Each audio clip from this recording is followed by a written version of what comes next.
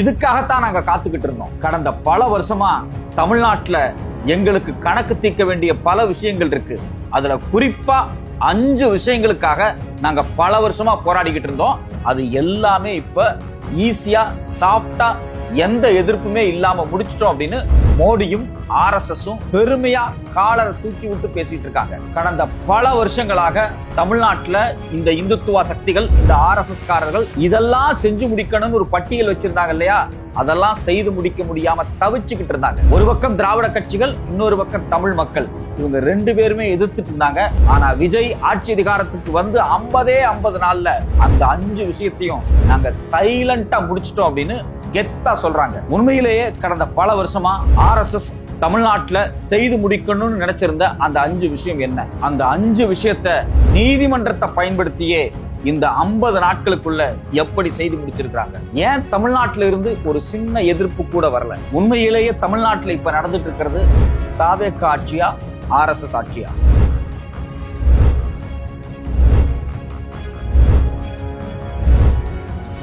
நம்ம டிவியை ஆன் பண்ண உடனே நியூஸ் சேனல்ல என்ன செய்தியை காமிச்சிட்டு இருக்காங்க? அதிமுக இருந்து தாவேகாவுக்கு MLAக்கள், முன்னாள் மந்திரிகள் எல்லாரும் வர்றாங்க அப்படிங்கிற செய்தி ஓடிக்கிட்டே இருக்கு. இன்னொரு பக்கம் பாத்தீங்க அப்படின்னா இந்த கம்யூனிஸ்ட், VCK எல்லாரும் திரும்ப திரும்ப என்னத்தை பேசுறாங்க அப்படின்னா திமுகவும் அதிமுகவும் ஒன்னா கூட்டணி வைக்க ஆரம்பிச்சது அப்படின்னு சொல்லி ஒரு கதையை திரும்ப திரும்ப பேசிக்கிட்டே இருக்கிறாங்க. இது எதுவுமே இல்லை அப்படின்னா செந்தில் பாலாஜி அவர்கள் வந்து குதிரை பேரம் பண்ணி தாவேகா MLAவை தூக்க முயற்சி பண்ணிட்டு இருக்காரு அப்படின்னு சொல்லி ஒரு கதை பேசிட்டு இருக்காங்க. சோ தமிழ்நாட்டுல டிவி சேனலை திறந்தாலே எல்லா செய்தி சேனலும் திரும்ப திரும்ப தாவேகா திமுக, தாவேகா அதிமுக அப்படின்னு பேசிக்கிட்டே இருக்காங்க. ஆனா உண்மையிலேயே தமிழ்நாட்டுல கடந்த 50 நாள்ல மிக முக்கியமா பேசப்பட்டிருக்கக்கூடிய 5 விஷயத்த நம்ம கண்ணு முன்னாடி மறைச்சிட்டாங்க. அதாவது கடந்த 40-50 வருஷமா இங்க இருக்கக்கூடிய RSSும் சரி, டெல்லியில இருக்கக்கூடிய பாஜகவும் சரி, தமிழ்நாட்டுல சில விஷயங்களை செஞ்சு முடிச்சிடணும். தமிழ்நாட்டுக்கு நமக்கு இடையில கணக்கு தீர்க்க வேண்டிய சில முக்கியமான விஷயங்கள்லாம் இருக்கு. அதை எப்படியாவது கணக்கு தீர்த்தரணும் அப்படின்னு பல நாள் முயற்சி பண்ணாங்க. சில விஷயத்த பாத்தீங்க அப்படின்னா அதிமுக பீரியட்லயே கணக்கு தீர்த்துட்டாங்க. திமுக பீரியட்ல இவங்களால கணக்கு தீர்க்க முடியல. இப்ப தாவேகா ஜெயிச்சு ஆட்சி அதிகாரத்துக்கு வந்த உடனே இனிமே நம்ம கேட்கறதுக்கு யாருமே இல்லை அப்படின்னு ரொம்ப ஜாலியா, ரொம்ப ரிலாக்ஸ்டா, ரொம்ப ரொம்ப முக்கியமான 5 விஷயத்த ரகசியமா செய்து முடிச்சுட்டாங்க. இது எல்லாமே பாத்தீங்க அப்படின்னா சாதாரணமான ஒரு செய்தியா வந்துட்டு 1 மணி நேரம் 2 மணி நேரம் ஒரு நியூஸ் கார்டாவோ இல்ல ஒரு பிரேக்கிங்காவோ வந்துட்டு போயிடும். ஒரு முழு நாள் விவாதமாக மாத்த இங்க எந்த ஊடகமே தயாரா இல்ல.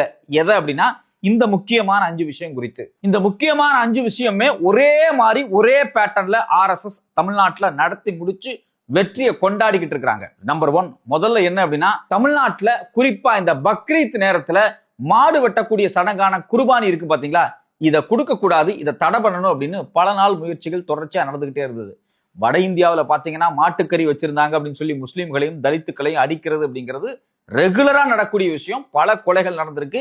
இது குறித்து பத்திரிகைகள் நிறைய பதிவு பண்ணியிருக்கிறாங்க. நம்ம ஊர்ல அந்த விஷயங்கள்லாம் இல்லை அப்படிங்கிறதுனால நாம் அதை சாதாரணமா கடந்து போயிட்டு இருக்கிறோம். ஆனா தமிழ்நாட்டுல பாத்தீங்கன்னா இந்த வருஷம் பக்ரீத் அப்ப நீங்க வந்து ஸ்லாட்டர் ஹவுஸ் இருக்கு. எப்படி வட இந்தியாவில வந்து பசுவை பாதுகாக்கிறதுக்கு இடம், பசுவை வெட்டுறதுக்கு இடம் அப்படின்னு சொல்லி RSS எல்லாம் பயங்கரமா கவர்மெண்ட்டை பயன்படுத்தி, கோர்ட்டை பயன்படுத்தி பல வேலைகளை பண்ணி வச்சிருக்காங்க பாத்தீங்களா, அதே போல இங்கேயும் இந்த வருஷத்துல இருந்து ஆரம்பிச்சிருக்காங்க. அது என்ன நடந்திருக்கு அப்படின்னா மாட்டை வெட்டணும் அப்படின்னா இந்த குறிப்பிட்ட இடத்துலதான் வெட்டணும், நீங்க உங்க இஷ்டத்துக்கெல்லாம் எதையும் வெட்ட முடியாது அப்படின்னு சொல்லி வெளிப்படையா நீதிமன்ற உத்தரவு கொடுத்திருக்காங்க. இந்த நீதிமன்ற உத்தரவு இவ்வளவு நாள்லாம் கிடையாது. இதுக்கு முன்னாடி இந்த திமுக அரசு இருக்கிறப்பெல்லாம் இது இல்லை. ஆனா இப்ப நீதிமன்றம் கொடுத்திருக்காங்க. நான் என்ன சொல்றேன் அப்படின்னா நீதிமன்றம் தானே கொடுத்தாங்க, இதுக்கும் தாவேகா அரசுக்கும் நீங்க என்ன சம்பந்தம் அப்படின்னு நீங்க கேட்பீங்க.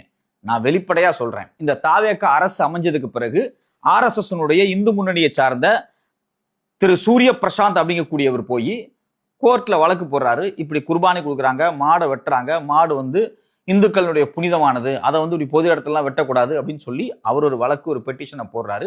அது கரெக்டா யார்கிட்ட போகுது அப்படின்னா GR சுவாமிநாதன் அப்படிங்கிற நீதிபதியினுடைய பெஞ்சுக்கு போகுது. அந்த வழக்கை யார் எடுத்து விசாரிக்கிறாங்க அப்படின்னா GR சுவாமிநாதனும் திரு லட்சுமி நாராயணன், இந்த 2 ஜட்ஜு தான் விசாரிக்கிறாங்க.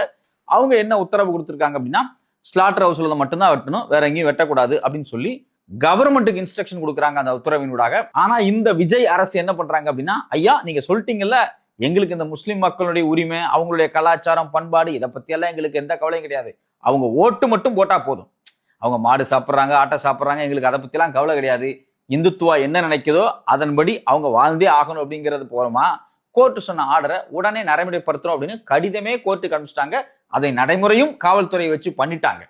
இதுக்கு ரிப்ளை வேற கோர்ட்டுக்கு எழுதியிருக்கிறாங்க. இதுல என்ன விஷயம் அப்படின்னா, இது மாதிரியான ஒரு வழக்கு கோர்ட்டுக்கு வரும்போது அரசு சார்பாக ஒரு வழக்கறிஞர் போய் நின்று வாதாடி இங்க சிறுபான்மை மக்களுடைய உரிமையை பாதுகாத்திருக்கணும். ஆனா அரசு சார்பா போன வழக்கறிஞர் யாரு? அவர் உண்மையில அங்க வாதாடினாரா? ஏன் வாயை மூடிட்டு வந்தாரு? இங்கதான் RSS ஆட்டமே இருக்கு. இந்த தாவேக அரசு வந்ததுக்கு பிறகு தமிழ்நாட்டில் இருக்கக்கூடிய மிக முக்கியமான இந்த அரசு வழக்கறிஞர் பதவியில எல்லாம் RSS காரன் தான் போய் உட்கார்ந்துருக்கிறான். பெரும்பாலும் RSS தான். சோ அப்போ இங்க காலங்காலமா பெண்டிங்ல இருக்கிற இது மாதிரியான வழக்குகள் இருக்கு பாத்தீங்களா? ரொம்ப நாளா RSS காரங்க நடைமுறைப்படுத்தணும் முயற்சி பண்றதா பாத்தீங்களா? அந்த வழக்கெல்லாம் திரும்ப இன்னொரு முறை போட்டு இன்னைக்கு கோர்ட்ல வர வச்சு அந்த ஜட்ஜு முன்னாடி என்ன உத்தரவு வாங்கணுமோ அதை வாங்குறாங்க. இதை எதிர்த்து இந்த தாவேக அரசு உயர்நீதிமன்றத்துல வாதாடவே இல்லை, அப்படியே அமைதியா வந்துடுறாங்க. இப்ப வந்துட்டு விஜய் அரசு என்ன சொல்றாங்கன்னா, இல்ல நாங்க வந்து சுப்ரீம் கோர்ட்டுக்கு போறோம். எதுக்கு சுப்ரீம் கோர்ட்டு போறீங்க? அங்க போய் தமிழ்நாட்டு மக்கள் சிறுபான்மை மக்களுடைய நியாயத்தை கோர்ட்ல எடுத்து வச்சு இந்த வழக்குல நீங்க ஜெயிக்க போறீங்களா? அங்கேயும் நீங்க ஜெயிக்க மாட்டீங்க. அங்கேயும் தமிழ்நாடு சார்பா போகக்கூடிய வழக்கறிஞர்கள் அமைதியாக வேடிக்கை பார்த்துட்டு வந்துருவாங்க. கடைசியில வந்து என்ன சொல்லுவாங்க அப்படின்னா, நாங்க என்னங்க பண்ண முடியும், நீதிமன்றம் சொல்லிருச்சுங்க அப்படின்னு சொல்லி கை விரிச்சிருவாங்க. ஆனா இதுக்கு முன்னாடி இருந்த அரசு அப்படியெல்லாம் இல்லை. நீதிமன்றம் உத்தரவு போட்டால் நீதிமன்றத்திலேயே நின்று வாதாடி தமிழ்நாட்டு மக்களுடைய நியாயத்துக்காக போராடி இருக்கிறாங்க. சில விஷயங்கள்ல நீதிமன்றம் உத்தரவு கொடுத்தும் நடைமுறைப்படுத்த முடியாதுன்னு ஸ்ட்ராங்கா நின்று இருக்கிறாங்க. அந்த வரலாறு தமிழ்நாட்டுக்கு இருக்கு. ஆனா இங்க பாத்தீங்க அப்படின்னா உடனே செஞ்சுறாங்க ஐயா அப்படின்னு சொல்லிட்டு செய்யறாங்க. ஆனா மக்கள் கேட்டா நாங்க என்னங்க பண்ண முடியும், நீதிமன்றம் சொல்லிருச்சுங்க, நாங்க மேல்முறையீடு போறோங்க அப்படின்னு சொல்லி தமிழ்நாட்டு மக்களை, குறிப்பாக விஜய்க்கு ஓட்டு போட்ட சிறுபான்மை மக்களை ஏமாத்தக்கூடிய வேலை இங்க நடக்குது. ஆனா நம்ம இதை பத்தி எல்லாம் சிந்திச்சிடக்கூடாது, இதை பத்தி எல்லாம் டிஸ்கஸ் பண்ணிடக்கூடாது, இதெல்லாம் ஒரு நாள் முழுக்க டிவியில் விவாதம் நடந்துடக்கூடாது அப்படிங்கிறதுக்காக தொடர்ச்சியா இங்க நியூஸ் எப்படி கட்டமைக்கப்படுது அப்படின்னா, எம்எல்ஏவை திருடுறாங்க, எம்எல்ஏவை விற்கிறாங்க, குதிரை பேரம் நடக்குது, கழுத பேரம் நடக்குது அப்படின்னு சொல்லி தொடர்ச்சியா ஒரு டிஸ்கஷனை இங்க ஊடகத்தை வச்சு கிரியேட் பண்ணிட்டு எதெல்லாம் நம்ம டிஸ்கஸ் பண்ணிருக்கணுமோ அதை இங்க டிஸ்கஸ் பண்ண விடாம தடுத்துக்கிட்டு இருக்காங்க.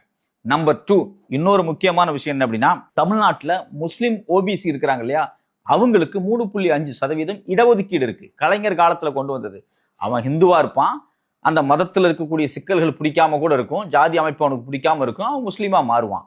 இல்லையா, அவனுக்கு ஜாதியில உயர்ந்த ஜாதியா கூட இருப்பான், இஸ்லாம் மதத்தினுடைய அந்த வழிபாட்டு முறையும் அந்த பக்தி முறையும் அவனுக்கு ரொம்ப பிடிச்சிருக்கு, உடனே மதம் மாறி இருப்பான். அவனுக்கு பிசியா இருக்கும்போது என்ன ரிசர்வேஷன் இந்துல இருந்துச்சோ அதே ரிசர்வேஷன் இஸ்லாமுக்கு போனாலும் கிடைக்கணும் அப்படிங்கறதுதான் கலைஞர் காலத்துல போடப்பட்ட சட்டம். அதை எப்படியாவது காலி பண்ணிடணும் அப்படின்னு ரொம்ப நாளா அவங்க நினைச்சுக்கிட்டு இருந்தாங்க. இப்ப அதை காலி பண்ணிட்டாங்க. எப்படி காலி பண்றாங்க அப்படின்னா, 2024 ரொம்ப முக்கியமான ஒரு வழக்கு வருது. தூத்துக்குடியை சார்ந்த சமீர் அப்படிங்கிறவர், அவர் மதம் மாறினதுக்கு பிறகு அவருக்கு வந்து இடஒதுக்கீடு சிக்கல்கள் வரும்போது கோர்ட் வந்து அவருக்கு இடஒதுக்கீடு கொடுக்க முடியாது அப்படிங்கிற இடத்துக்கு நகரும் போது தமிழ்நாடு அரசு சும்மா வேடிக்கையெல்லாம் பார்க்கல. அவங்க இதை ஒரு உத்தரவா போட்டு, அதாவது அரசு உத்தரவாவே ஜீவாவை போட்டு கண்டிப்பாக இஸ்லாமியர்களுக்கு OBC-யா இருக்கிறவங்களுக்கு 3.5% இடஒதுக்கீடு அப்படிங்கறத உறுதிப்படுத்துறாங்க. இந்த வழக்கை இப்ப இதே GR Swaminathan plus PB Balaji அப்படிங்கக்கூடிய நீதிபதிகளுடைய பெஞ்சுக்கு கொண்டு வந்து இன்னைக்கு பாத்தீங்க அப்படின்னா அவங்களுக்கு அந்த ரிசர்வேஷன், OBC ரிசர்வேஷன் இருக்கு பாத்தீங்களா, அது கிடைக்கிறதுக்கு ஒரு தடையை கொண்டு வந்திருக்கிறாங்க. குறிப்பா எப்படி அப்படின்னா, புதுசா இனிமேல் மதம் மாறி வர்றாங்க பாத்தீங்களா, அவங்களுக்கெல்லாம் இது கிடையாது, ஏற்கனவே இருக்கக்கூடிய முஸ்லிம்களுக்கு கொடுக்கலாம் அப்படிங்கிற மாதிரியான ஒரு ரெஸ்ட்ரிக்ஷன்ஸை கொண்டு வர்றாங்க. நான் என்ன கேட்கிறேன், இப்ப நான் ஒரு OBC இந்து, எனக்கு என் மதம் பிடிக்கல அப்படின்னா நான் உடனே கிறிஸ்தவனா மாறலாம், இஸ்லாமியனா மாறலாம், பௌத்தனா மாறலாம், சீக்கா மாறலாம். ஆனா சமூக கட்டமைப்புல நான் ஒரு OBC தான், நான் ஒரு ஃபார்வர்டு கேஸ்ட் கிடையாது. ஃபார் எக்ஸாம்பிள், இப்ப நான் ஒரு தலிதா பிறந்திருந்தேன் அப்படின்னா நான் ஒரு தலித்து தான், நான் முஸ்லீமா மாறலாம், நான் கிறிஸ்தவரா மாறலாம், பௌத்தரா மாறலாம், பார்சியா மாறலாம், எந்த மதத்துக்கு வேணாலும் போலாம். ஆனா 2000 வருஷமா சாதி அடுக்குல இந்த ஜாதிக்கு இந்த உரிமை இருந்துச்சு, அந்த ஜாதிக்கு அந்த உரிமை இல்லை, இந்த ஜாதி படிக்கலாம், இந்த ஜாதி நில வச்சிருக்கலாம், இந்த ஜாதி நில வச்சிருக்க கூடாது அப்படின்னு ஒரு கன்ஸ்ட்ரக்ஷன் இருந்துச்சுங்க. ஏற்கனவே ஒரு கட்டமைப்பு இருந்துச்சு. அந்த கட்டமைப்பால் மிதிக்கப்பட்ட நபர்கள் நாங்கள். அப்ப நாங்க ஒரு மதத்துக்கு மாறும்போது அது வந்து எங்களுடைய பொருளாதார சமூக உரிமை. அது அந்த உரிமையை எப்படி ஒரு நீதிமன்ற உத்தரவினூடாக தடுக்க முடியும்? இதை சைலண்டா இங்க வேலையை முடிச்சுட்டு போயிட்டாங்க RSS காரங்க. ஆனா நாம என்ன பேசிட்டு இருக்கோம், CV விஜயபாஸ்கர் வர்றாரா, இல்ல அங்க வந்து அனிதா ராதாகிருஷ்ணன் வர்றாரா, எந்த MLA-வை தூக்க போறாங்க, எங்க கரூர்ல கணக்கு தீக்க போறாங்க, இப்படி எல்லாம் பேசிக்கிட்டு இருக்காரு. ஆதவர்ஜுனா கரூர்ல நாங்க கணக்கு தீர்க்க போறோம்னு ஒரு பரபரப்பு கிரியேட் பண்ணிட்டு இருக்காரு.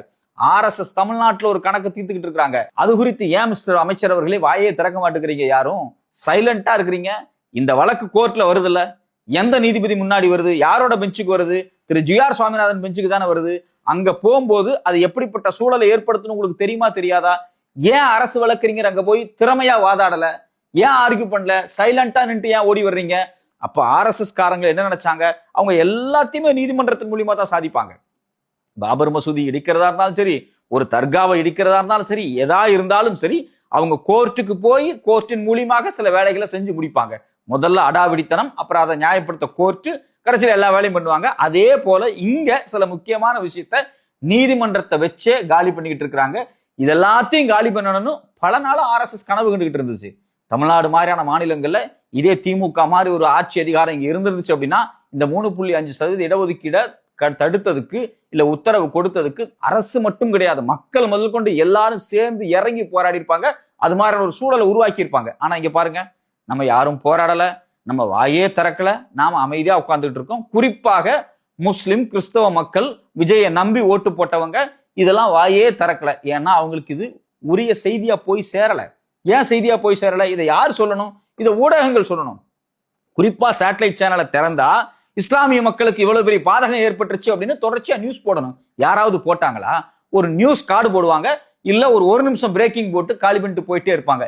இதை திரும்ப திரும்ப திரும்ப போட்டுக்கிட்டே இருந்தா தான் இந்த நியூஸ் சோசியல் மீடியாவுக்கு வரும். சோசியல் மீடியால எல்லாரும் இன்ஸ்டாகிராம்ல இருந்து ஃபேஸ்புக்ல இருந்து உட்கார்ந்து பார்ப்பான். அதுக்கப்புறம் ஒரு போராட்டம் வரும், ஒரு எதிர்ப்பு வரும். அதுல இருந்து அரசாங்கம் நிர்பந்தம் ஏற்படுத்த வேண்டிய நிலைமைக்கு வரும். ஆனா இங்க பாத்தீங்க அப்படின்னா நியூஸ்ல இருந்து மறைக்கிறது, சோசியல் மீடியால மறைக்கிறது, எல்லாத்தையும் நார்மலைஸ் பண்றது. அதுக்கு பதிலா வேற ஒரு நியூஸை போட்டு விட்டுட்டு மக்களை ஒன்னும் இல்லாத ஓட்டாண்டியா உட்கார வைக்கிறதுக்கான வேலை இங்க நடந்துகிட்டு இருக்கு. இது ரெண்டாவது விஷயம். மூணாவது இன்னொரு விஷயம் பாத்தீங்கன்னா, திருப்பரங்குன்றம் மலை நமக்கே நல்லா தெரியும். திருப்பரங்குன்றம் மலை மேல தர்கா இருக்கு, முருகன் கோயில் இருக்கு. தர்கா பக்கத்துல ஒரு தூண் இருக்கு. அது தீபம் ஏற்றக்கூடிய தூண் அப்படின்னு RSS காரங்க வழக்கு போட்டு போன வருஷம் பெரிய பிரச்சனை பண்ணாங்க. கோர்ட் யாரு? இதே நீதிபதி GR சுவாமிநாதன் அவர்கள் உடனே அங்க போய் நீங்க தீபத்தை ஏத்தணும் அப்படின்னாங்க. அரசு தெளிவா சொல்லுச்சு, அது தீபத்தூணே கிடையாது, அது ஒரு சர்வே கல்லு. கடந்த 400 வருஷமா தீபம் ஏற்றக்கூடிய ஒரு இடம், அங்க நாங்க தீபம் ஏத்துறோம் அப்படின்னு சொல்லி அங்க மட்டும் தீபத்தை ஏத்திட்டு கோர்ட் ஆர்டர் மூலியமாக இந்த RSS காரங்க எங்க தீபம் ஏத்தணும்னு நினைச்சாங்க பாத்தீங்களா? அந்த தர்காவுக்கு பக்கத்துல இருக்கக்கூடிய தூண்ல அங்க ஏத்த முடியாது போன்னு சொல்லி இதே காவல்துறையை வச்சு இதே அரசு இயந்திரம் தடுத்து நிறுத்துச்சு. நீதிமன்ற உத்தரவை அவங்க பொருட்படுத்தல, இந்த உத்தரவை ஏற்க முடியாது அப்படின்னு ஃபைட் பண்ணாங்க. ஆனா இப்ப பாத்தீங்க அப்படின்னா ஒட்டு மொத்தமாக இந்த திருப்பரங்குன்ற மலையை சர்வே பண்ற வேலையை துவங்கிட்டாங்க. இதை யார் சர்வே பண்ண சொல்றது, இதை யார் ரெக்கார்ட் பண்ண சொல்றது அப்படின்னா இதுக்கும் நீதிமன்ற உத்தரவு வந்திருக்கு. இதையும் விசாரிச்சு உத்தரவிட்டவர் GR சுவாமிநாதன் மற்றும் நீதிபதி ஸ்ரீமதி. இவங்க 2 பேரும் தான் உத்தரவு கொடுத்திருக்காங்க. ஸோ அப்போ இதுல ஒரு பேட்டர்னை பாருங்க. எல்லா வழக்குலையும் நீதிபதி திரு GR சுவாமிநாதன் அவர்கள் வருவார். கரெக்டா இந்த வழக்கு எல்லாமே அவர் பெஞ்சுக்கே போகும். அதுதான் நீதிமன்றத்தினுடைய செட்டப். அதாவது அரசு வழக்கறிஞர் போவாரு, வாய் திறக்க மாட்டார். அதே போல இந்த வழக்குகள் கோர்ட்டுக்குள்ள போய் அந்த ரெஜிஸ்ட்ரார் மூலியமாக கரெக்டா இந்த பெஞ்சுக்கே போகும். அப்ப இது மாதிரியே தீர்ப்பு வரும், அரசும் அமைதியா இருக்கும். இந்த பேட்டர்ன் இருக்கு பாத்தீங்களா? இதுதான் சைலண்டா RSS தமிழ்நாட்டுக்குள்ள செஞ்சுக்கிட்டு இருக்கக்கூடிய வேலை. இதை செய்ய முடியாம தான் பல வருஷமா அவங்க கஷ்டப்பட்டாங்க. திமுக மாதிரி ஒரு ஆட்சி அதிகாரம் இருந்துச்சு அப்படின்னா, இல்ல அதிமுக மாதிரி ஒரு திராவிட கட்சி இருந்துச்சு அப்படின்னா ஏதோ ஒரு வகையில இது பிரச்சனைக்குரிய விஷயமா மாறும். ரொம்ப நாளா வெயிட் பண்ணிட்டு இருக்கிறோம். யாராவது ஒரு ஆள் நமக்கு ஏத்த ஆள் வருவாரா அப்படின்னு வெயிட் பண்ணிட்டு இருந்தாங்க. அதே போல ஒரு ஆள் கிடைச்சாங்க. அடுத்தடுத்து எல்லா வழக்கையும் காலி பண்றாங்க. இதுல குறிப்பா பாத்தீங்க அப்படின்னா, கோயம்புத்தூர்ல வின் சிட்டில ஒரு சர்ச் கட்டுறாங்க, ஒரு CSI பெரிய சர்ச்.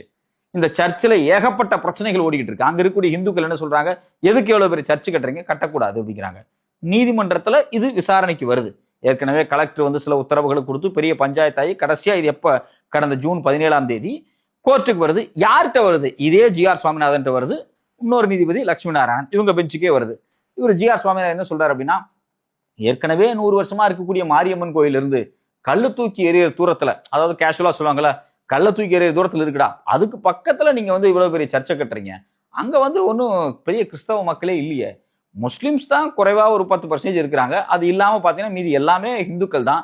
கிறிஸ்தவ குடும்பம் 4-5 குடும்பம் தான் இருக்கு. எதுக்கு எவ்வளவு பெரிய சர்ச்சு? இது தேவையில்லாம பிரச்சனை உருவாக்குது அப்படின்னு சொல்லி அந்த சர்ச் கட்டுறதை இப்போதைக்கு நிறுத்தி வைக்கிறதுக்கான வேலை நடந்திருக்கு. இதுவும் கோர்ட் உத்தரவு மூலியமா நடக்குது. எனக்கு ஒரே ஒரு கேள்விதான் வருது. இப்ப தமிழ்நாட்டுல பாத்தீங்க அப்படின்னா பல ஜாதி இருக்கும். இதுல இந்த உயர்ந்த ஜாதிக்காரங்க இருக்காங்க பாத்தீங்களா, இவங்க ஒரு ஊருக்கே ஒரு குடும்பம் 2 குடும்பம் தான் இருப்பாங்க. ஆனா ஊருடைய மொத்த நிலம் அவங்க கட்டுப்பாட்டுல இருக்கும். இல்ல ஊரோட மொத்த கோயிலும் அந்த ஒரு குடும்பத்து கட்டுப்பாட்டுல இருக்கும். அது எப்படி 90% இந்துக்கள் இருந்தாலும் ஒரு குடும்பம் இருந்தா தான் கோயில் இருக்கும், ஒரு சில குடும்பங்கள் இருந்தா தான் மொத்த நிலம் கட்டுப்பாட்டுல இருக்கும் அப்படின்னு மோனோபொலி இந்து மதத்துல இருக்கு. ஆனா ஒரு கிறிஸ்தவர் சர்ச்சு கட்டினா மட்டும் இல்ல 4-5 குடும்பம் தான் இருக்கு, எதுக்கு இவ்வளவு பெரிய சர்ச்சு, எல்லாம் இந்துக்களா இருக்காங்க அப்படின்னு எப்படி இந்த உத்தரவு வந்துச்சுன்னே நமக்கு ரொம்ப வித்தியாசமா இருக்கு. இந்த உத்தரவை நாம விமர்சிச்சோம்னா உடனே இவங்க எல்லாம் பாத்தீங்களா நீதிமன்றத்தை அவமதித்து விட்டார்கள், நீதிமன்றத்தை எதிர்த்து பேசுறாங்க, நீதிமன்றம் கொடுத்த உத்தரவே மீறி பேசுறாங்க அப்படின்னு சொல்லி நம்ம மேலலாம் வழக்கு கூட போடுவாங்க. அது நடக்கட்டும். நான் என்ன சொல்றேன் அப்படின்னா, இந்த வழக்கு நீதிபதி இப்படி ஒரு தீர்ப்பு கொடுக்கிறாரு அப்படின்னா கோர்ட்ல போய் தமிழ்நாடு அரசு வழக்கறிஞர் என்ன பண்ணிட்டு இருந்தாரு? நீங்க இத அங்க அடிச்சு பேசி இல்லங்க ஐயா இது இப்படி மாத்தணும், இது ரொம்ப கால பிரச்சனையா இருக்கு, அங்க கிறிஸ்தவ மக்கள் வாழ்ந்துகிட்டு இருக்காங்க அப்படின்னு ஆர்கியூ பண்ண வேண்டாமா? அங்க நீதிபதி சொல்றாரு கோயம்புத்தூர் பதட்டமானது, கோயம்புத்தூர்ல வந்து பாத்தீங்க அப்படின்னா ஏற்கனவே வெடிகுண்டு எல்லாம் வெடிச்சிருக்கு, அங்க பல பிரச்சனைகள்லாம் ஓடி இருக்கு, கலவரம் எல்லாம் இருக்கு அப்படிங்கிறாரு.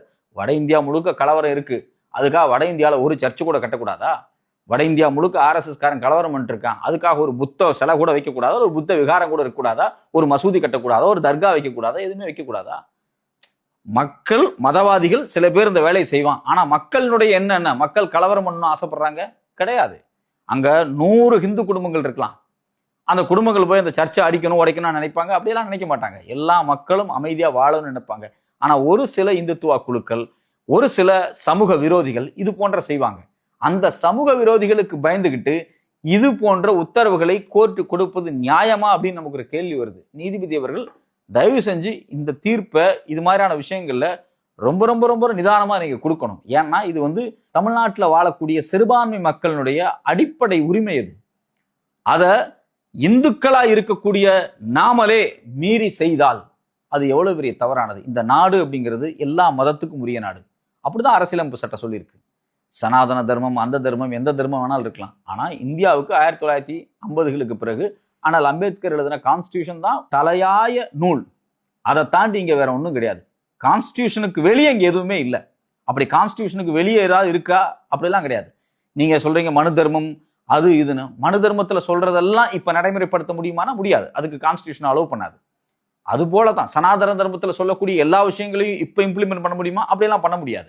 கான்ஸ்டியூஷன் அதுக்கு அலோவ் பண்ணாது. குழந்தையா இருக்கும் போதே அந்த வயசுல திருமணம் பண்ணணும்னு சனாதன தர்மம் சொல்லுது, இந்து மதம் சொல்லுது. கான்ஸ்டியூஷன் அதுக்கு அலோவ் பண்ணாது. விதவையை திருமணம் பண்ணக்கூடாது அப்படின்னு அந்த காலத்துல நடைமுறை இருக்கு. கான்ஸ்டியூஷன் அதெல்லாம் சொல்லாது. விதவைகள் வேண்டுமென்றால் திருமணம் பண்ணிக்கலாம் சொல்லும். சதின்னு ஒரு காலத்தில் இருந்துச்சு, பெண்களை கொண்டு தீயில போட்டு எரிக்கிற நடைமுறை கணவன் இறந்த உடனே. இன்னைக்கு அப்படிலாம் பண்ண முடியாது, கொலை கேஸ். அது கான்ஸ்டியூஷன் அலோவ் பண்ணாது. இப்படி சனாதன தர்மத்தில் இந்து மதத்தில் இருந்த பல விடயங்களை அதை எல்லாவற்றையுமே தூசி தட்டி இதெல்லாம் தேவையில்லை அப்படின்னு சொல்லி தூக்கி எரிஞ்சு இன்னைக்கு இந்து மக்கள் கௌரவமா வாழ்றதுக்கு முக்கியமான காரணமே கான்ஸ்டியூஷன் தான். இந்த கான்ஸ்டியூஷனை நாம் மனதார ஏற்று அந்த ஸ்பிரிட் ஆஃப் த கான்ஸ்டியூஷனை காப்பாற்ற வேண்டிய பொறுப்பில் இருக்கக்கூடிய நீதிமன்றங்களும் நீதிபதிகளும் இந்த மண்ணில் வாழக்கூடிய சிறுபான்மை மக்களினுடைய வாழ்வை, அவங்களுடைய பாதுகாப்பை உறுதிப்படுத்துற மாதிரியான தீர்ப்பை கொடுக்க வேண்டும் அப்படிங்கிறது தான் நம்மளுடைய ஒரே எதிர்பார்ப்பா இருக்கு. இது மாதிரியான வழக்குகளை உச்சநீதிமன்றத்துக்கு எடுத்துட்டு போகணும், அங்க ஒரு பெரிய விவாதத்தை நடத்தணும். அப்படி விவாதம் நடத்தணும் அப்படின்னா அதுக்கு இந்த தாவேக அரசு வழக்கறிஞர் உறுதியா இருக்கணும், அவருக்கு அறிவு இருக்கணும், நாலேஜ் இருக்கணும், அங்க போய் வாதாடணும். ஆனா இந்த தாவேக அரசு எந்த விவகாரத்திலையும் கோர்ட்ல போய் வாதாடிடக்கூடாது, என்ன தீர்ப்பு வேணாலும் வந்துட்டு போது, நம்ம அமைதியா இருப்போம் அப்படிங்கிற இடத்துக்கு நகர்ந்துட்டாங்க. இதுல குறிப்பா இன்னொரு முக்கியமான விஷயம் என்ன அப்படின்னா, இந்த FCRA ஆக்ட் அப்படிங்கக்கூடியது, ஃபாரின் கான்ட்ரிபியூஷன் ரெகுலேஷன் ஆக்ட், இந்தியாவில் இருக்கக்கூடிய கிறிஸ்தவ இஸ்லாமிய சிறுபான்மை மக்கள், குறிப்பா பாத்தீங்கன்னா இந்தியாவில் கிறிஸ்தவ நிறுவனங்கள் நடத்தக்கூடிய பள்ளிக்கூடங்கள், சிறுபான்மையின பள்ளிக்கூடங்கள், சிறுபான்மையின கல்லூரிகள், இது இல்லாம குழந்தைகளை காப்பகமா இருக்கட்டும், இல்ல வயதானவர்களை பாதுகாக்கக்கூடிய இடமா இருக்கட்டும், இது மாதிரி பல நிறுவனங்களை கிறிஸ்தவ நிறுவனங்கள் நடத்திட்டு வந்துருக்காங்க. இங்க இருக்கக்கூடிய லட்சம் மக்கள், பெரிய தலைவர்கள், இன்னைக்கு இருக்கக்கூடிய பாஜக RSS இருக்கக்கூடிய பெரிய தலைவர்கள் எல்லாமே கிறிஸ்டியன் காலேஜுகள்ல படிச்சவங்க தான். ஸோ அவ்வளவு நல்ல எஜுகேஷனையும் அவ்வளவு நல்ல விஷயங்களையும் தொடர்ச்சியாக இந்திய மக்களுக்கு கடந்த 200-300 ஆண்டுகளாக கொடுத்துட்டு இருக்கக்கூடிய இந்த கிறிஸ்தவ நிறுவனங்களா இருக்கட்டும், இல்லை இஸ்லாமிய சிறுபான்மை நிறுவனங்களா இருக்கட்டும், அவங்களுடைய கல்லூரிகளா இருக்கட்டும், பள்ளிகளா இருக்கட்டும், இவங்க வெளிநாடுகளிலிருந்து வாங்கக்கூடிய நிதிகளில் சில கட்டுப்பாடுகளை, நெருக்கடிகளை கொண்டு வருவதை போல் இந்த FCRA சட்டத்தை அவங்க கொண்டு வந்திருக்கிறாங்க. இது குறித்து மிக விரிவாக திமுகவினுடைய MP திரு வில்சன் அவர்கள் ஒரு பெரிய கட்டுரையை எழுதியிருக்கிறார், இது எவ்வளவு பெரிய ஆபத்தானது அப்படின்னு. ஸோ திரும்பவும் சிறுபான்மையின மக்களுக்கு எதிராக இங்க எஃப்சிஆர்ஏ சட்டம் வந்து மாற்றி அமைக்கப்படுது அப்படிங்கும்போது இது ஒரு பெரிய ஆபத்து. இதை தமிழ்நாடு அரசு எதிர்த்திருக்கணும். இந்த விஜய் அவர்களே உங்களுக்கு ஓட்டு போட்ட கிறிஸ்தவ மக்களை